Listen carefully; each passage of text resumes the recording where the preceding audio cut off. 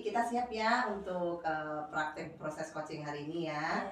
Oke, baik Miss Cici, sebelum kita mulai, saya hanya ingin memastikan kira-kira persiapan apa yang sudah Miss Cici lakukan untuk coaching kita hari ini. Persiapan yang saya lakukan hari ini, saya mencoba untuk mengaplikasikan kompetensi inti dari coaching, yaitu kehadiran penuh, mendengarkan aktif, dan mengajukan pertanyaan berbobot nih Miss Rina. Iya, jadi nanti karena nanti posisi Miss Cici sebagai coach, jangan lupa untuk mengaplikasikan 3 kompetensi tersebut ya. Oke, untuk proses coaching itu mungkin saya perlu mengingatkan ya Miss Cici, jadi nanti di dalam proses coaching jangan lupa untuk menerapkan alur tirtanya. Itu ya, ada tujuan, identifikasi, terus gali lebih tentang rencana daripada coaching tersebut dan juga komitmen yang akan dilakukan. Oke, dalam proses coaching ini nanti kira-kira nih kompetensi apa sih yang ingin Miss Cici kembangkan? Saya ingin mencoba untuk fokus ke kompetensi yang kedua nih Miss Rina, yaitu yang ketiga, mengajukan pertanyaan berbobot. Karena kan sebagai coach kayaknya itu tantangan tersendiri ya. Betul, bagaimana mencari kata kunci untuk mengajukan pertanyaan yang berbobot ya Miss Cici ya. Oke, terus kira-kira nih Miss Cici dari hasil coaching ini nanti goals yang Miss Cici harapkan apa ini? Saya berharap setelah kegiatan coaching tersebut ini, kemampuan saya untuk menggali pertanyaan dari seorang coach itu bisa melampaui target saya lah sebagai seorang coach. Oke, selanjutnya nih, kalau dari skala 1 sampai dengan 10, kira-kira di kompetensi tersebut Miss Cici saat ini ada di level berapa? Saat ini sepertinya saya masih di level 6 ya kali Miss Rina ya. Karena benar-benar kalau seorang coach itu untuk yang nggak tahu ya, kalau saya lihat kompetensi itu yang tantangannya itu luar biasa karena di samping mendengar, kita bagaimana mencari kata kunci untuk bisa membimbing si coach tersebut bisa menemukan solusinya ya. Oke, kalau gitu Miss Cici terima kasih. Kita akan mulai ya proses coaching kita hari ini. Jadi Miss Cici akan menjadi coachnya Miss Eno siang ini ya. Oke, baik, siap? Semangat ya. Oke, terima kasih.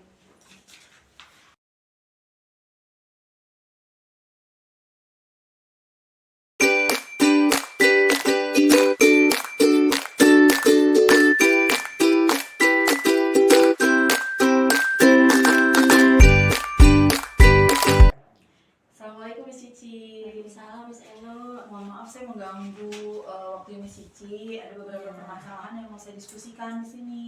Oh iya Miss Eno, ada apa nih? Apa yang mau diomongin?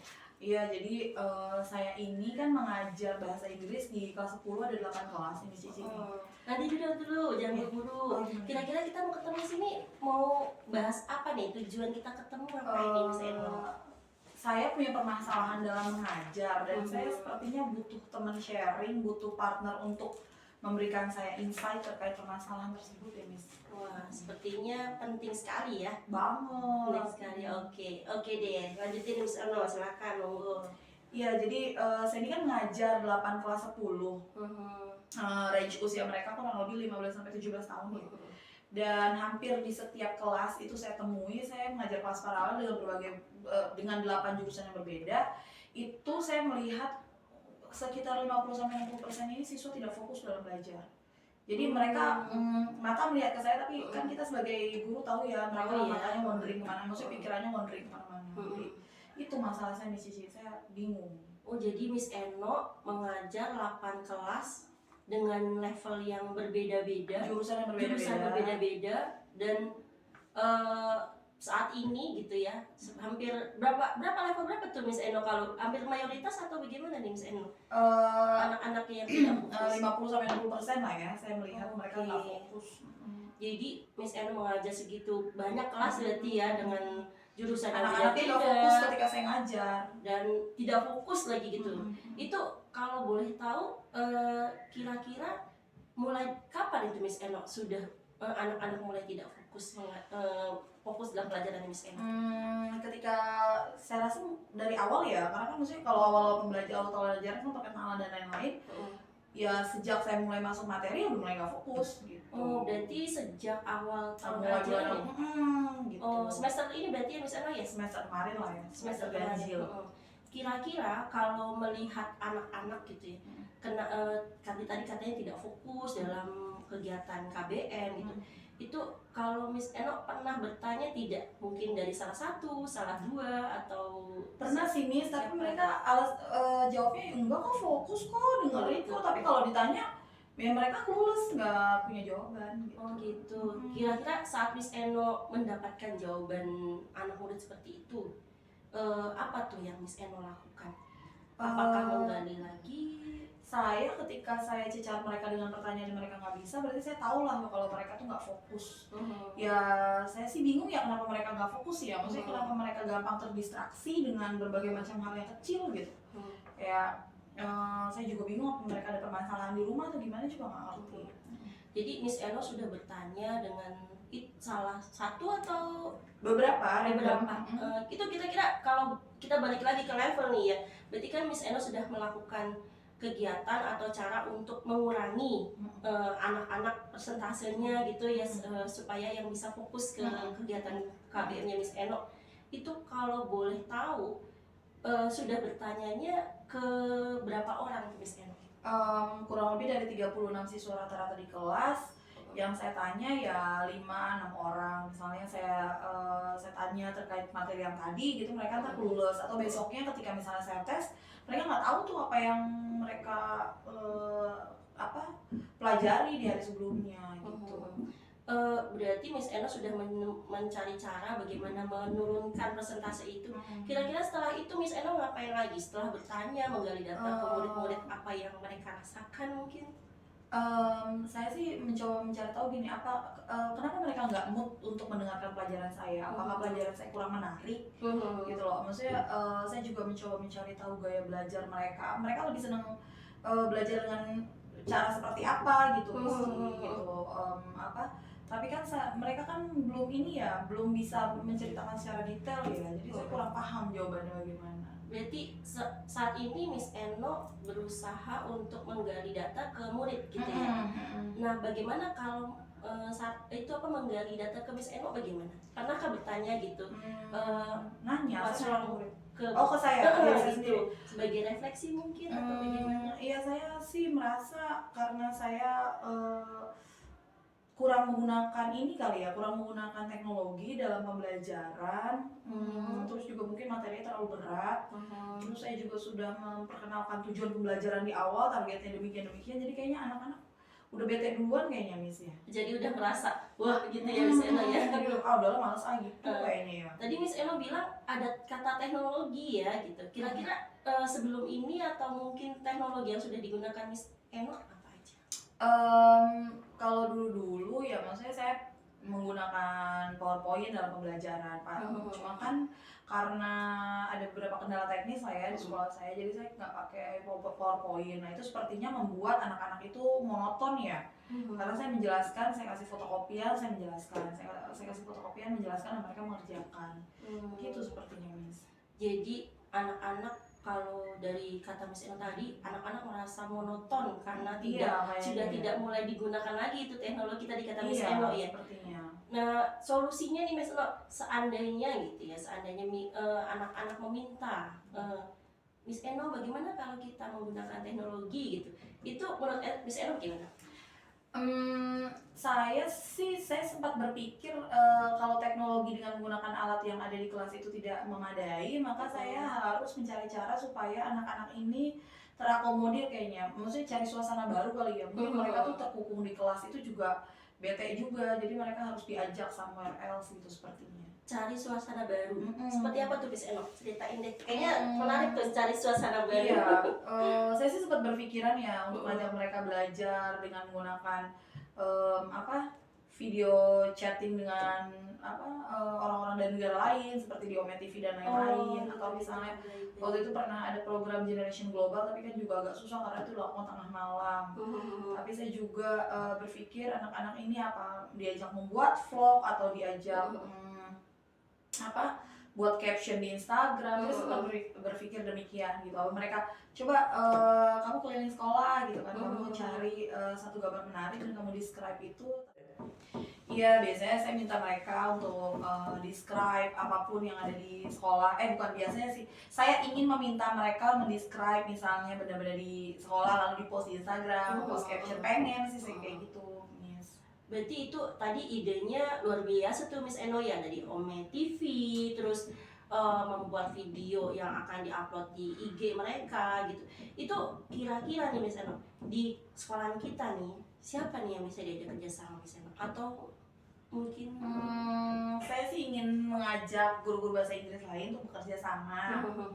Lalu guru-guru yang non bahasa Inggris tapi ingin aktif belajar gitu, misalnya untuk menjadi speaking partner anak-anak. Saya pengen bawa misalnya keliling, ketemu ada nih guru yang aktif berbahasa Inggris, misalnya Pak Eko, ngobrol sama Pak Eko, saya temenin gitu kan. Nah itu kan mereka diajak keluar ya, saya sih pengennya gitu loh, supaya mereka nggak boring di kelas gitu. Saya pengennya seperti itu. Misalnya. Wah, ini berarti malah lintas guru ya Miss, pengen ya, maksudnya mata pelajaran ya nyari orang yang bisa diajak ngobrol. Terus berarti itu kan Miss Eno kalau boleh tahu berarti jadi kayak sebuah apa nih, sebuah rencana, apakah akan jadi program Miss Eno? So far sih rencana ya, maksudnya masih rencana pengubahan metode pembelajaran aja gitu. Yang tadinya hanya monoton. Saya masih teacher centered banget, maksudnya 70% pembelajaran saya masih teacher centered ya. Saya ingin mengubah menjadi student centered, di mana mereka yang lead. Mereka maunya tuh belajarnya gimana gitu, apa mau keluar atau mau pakai media sosial atau pakai apa gitu, itu kayaknya sih ya. Berarti ini rencananya akan bekerjasama dengan guru bahasa Inggris dan guru mengajak guru bahasa Inggris buat untuk barengin ya terhadap rencana Miss Eno ya, dan guru lintas bahasa Inggris itu ya Miss Eno ya, di luar itu. Mungkin ya. Itu kira-kira nih menurut Miss Eno sebaiknya kapan dilakukan Miss Eno? As soon as possible kayaknya. Karena kan ini semester berjalan sudah setengah jalan ya. Saya sih ingin sebelum mereka naik ke kelas 11 mereka mendapat pembelajaran yang bermakna gitu. Misalnya sama saya, mereka mungkin mereka nggak lantas langsung jadi pintar dalam waktu 2-3 bulan, tapi kan mereka jadi senang bahasa Inggris dan di kelas 11 akan lebih gampang lagi nyetelnya gitu. Tadi kan Miss Eno bilang as soon as possible gitu. Kalau ini saran saya Miss Eno ya, bagaimana kalau sudah mulai ditentukan targetnya atau bagaimana Miss Eno? Boleh kayaknya April kayaknya Miss. April ya, tahun 2023 ini misalnya berarti ya. Kira-kira nih seandainya Miss Eno sudah menentukan rencana berkolaborasi dengan dengan guru dari mata pelajaran bahasa Inggris juga, dari luar bahasa Inggris juga gitu. Apa yang akan dilakukan Miss Eno? Karena ini idenya kalau menurut saya ide tentang mengajak guru bahasa Inggris oke. Tapi kalau ada ide ngajak ke guru dari luar bahasa Inggris itu terjadi gitu ya, jadi sebuah rencana hebat kalau menurut saya. Mungkin yang terdekat adalah mengubah lesson plan saya, Miss. Lesson plan saya mungkin harus diubah, terus penyesuaian mungkin tugas-tugas yang sebelumnya tertulis mungkin jadi tugas-tugas yang lebih praktikal ya. Lalu menginformasikan, yang ketiga adalah menginformasikan ke guru-guru bahwa ini anak-anak akan melakukan pembelajaran di luar kelas, mencari speaking partner yang direkam gitu kayaknya ya. Jadi kan mereka kan guru-guru aware nih, nanti kalau anak-anak datang nggak nanya lagi kamu ngapain, tapi langsung iya benar. Gitu. Wah, ini berarti ide hebat ini Miss Eno ini. Ya, Oke, kalau tadi berarti Miss Oda sudah menemukan jalan ya, bagaimana caranya mengatasi gitu. Ini berarti kita sudah sampai kesimpulan kita nih Miss Eno. Sebelum kesimpulan dulu, saya mau nanya nih, gimana rasanya? Perasaannya apa, masih galau atau bagaimana? Saya kayaknya sekarang jadi paham ya.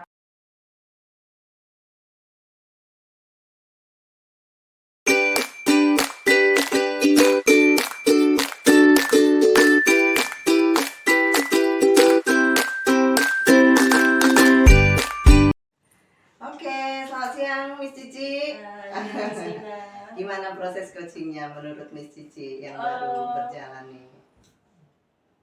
Saya tadi kan sebelum saya melakukan observasi ya, sebelum melakukan coaching, kita udah coba menentukan tujuan ya Miss ya, bahwa saya mencoba untuk menggali kompetensi saya dalam memberikan pertanyaan berbobot gitu.